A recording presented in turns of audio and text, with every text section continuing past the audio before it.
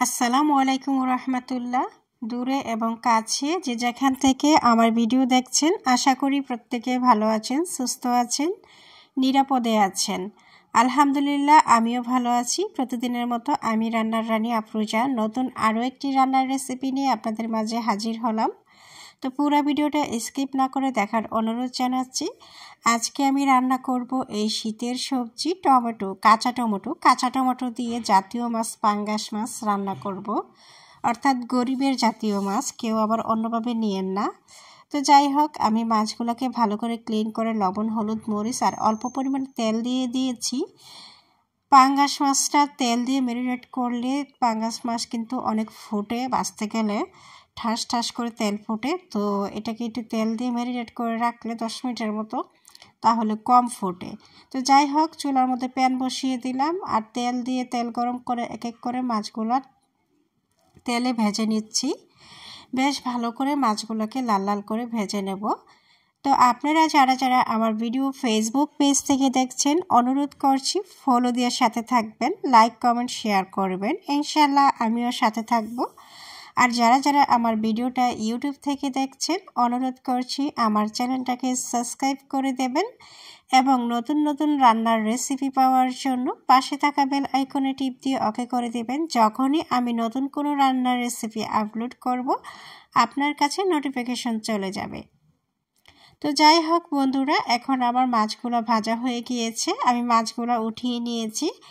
এখন চুলার মধ্যে একটা প্যান বসিয়ে দিলাম। প্যানের মধ্যে আমার মাছ ভাজার যে তেলটা ছিল, তেলটা দিয়ে দিলাম। তেল দিয়ে তারপর দিয়ে দিলাম পেঁয়াজ কুচি, সামান্য রসুন কুচি। এখন দিয়ে নেড়ে চেড়ে ভেজে নিচ্ছি হালকা। আর আমি সাথে 2টা আলু দিয়েছি মাঝারি সাইজের টমেটো রান্নার জন্য। তো যেহেতু টমেটো আর আলু একসাথে সিদ্ধ দিলে টমেটোর টকের কারণে আলুটা সিদ্ধ হবে না, তাই আমি আলুটাকেও একটু কষিয়ে নেব। আগে একটু পেঁয়াজ আর আলু একটু ভেজে নিচ্ছি। ভেজে নিয়ে তারপরে অল্প পরিমাণে একটু পানি দেব। পানি দিয়ে আমি এটাকে সিদ্ধ করব। এখন স্বাদ মতো লবণ দিয়ে দিচ্ছি, 1 চা চামচ পরিমাণ হলুদের গুঁড়া, আধা চামচ পরিমাণ ধনিয়া গুঁড়া।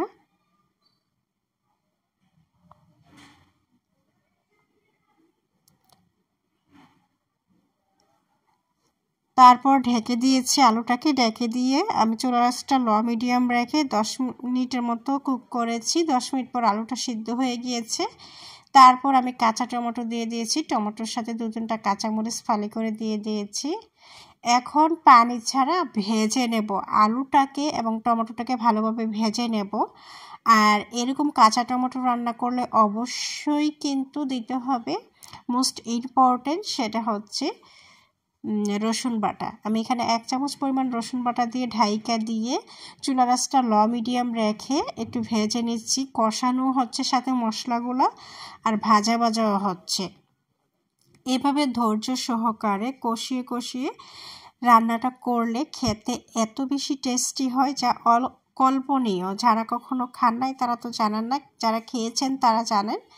তো অনেক সুন্দর করে কষিয়ে নিয়ে তারপরে আমি পরিমাণ মতো গ্রেভি দিয়েছি। এখন এক এক করে মাছগুলো দিয়ে দিয়েছি। দিয়ে বেশিক্ষণ কুক করা লাগবে না, কারণ আমি ভাজতে ভাজতেই প্রায় 80% সিদ্ধ করে নিয়েছি। এখন আরও 10 মিনিটের মতো চুলা আঁচটা লো মিডিয়াম রেখে কুক করে নেব। এখন আমি চেক করে নিয়েছি লবণটা ঠিকঠাক আছে কিনা। আলহামদুলিল্লাহ, লবণটা ঠিকঠাক হয়নি, তো আমি অল্প পরিমাণে লবণ আবার দিয়ে দিয়েছি পরিমাণ মতো। তারপর দিয়ে দিলাম ধনিয়া পাতা। রান্নাটা প্রায় হয়েই এসেছে, তো ধনিয়া পাতা দিয়ে আরও 1 মিনিটের মতো কুক করে নেব। তারপর চুলাটাকে অফ করে দেব। কাঁচা টমেটো দিয়ে যে কোনো মাছ রান্না করলে অনেক বেশি টেস্টি হয়। তো কারা কারা খান এরকমভাবে রান্না করে, অবশ্যই কমেন্ট করে জানাবেন।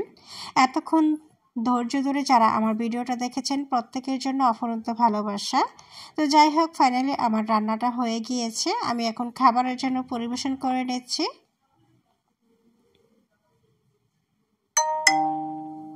অনেক বেশি টেস্টি হয়েছিল, আমার মেয়েরা এত বেশি তৃপ্তি করে খেয়েছে, আলহামদুলিল্লাহ। যাই হোক, আজকের মতো আল্লাহ হাফেজ। আমার রান্না কেমন হয়েছে কমেন্ট করে জানাবেন।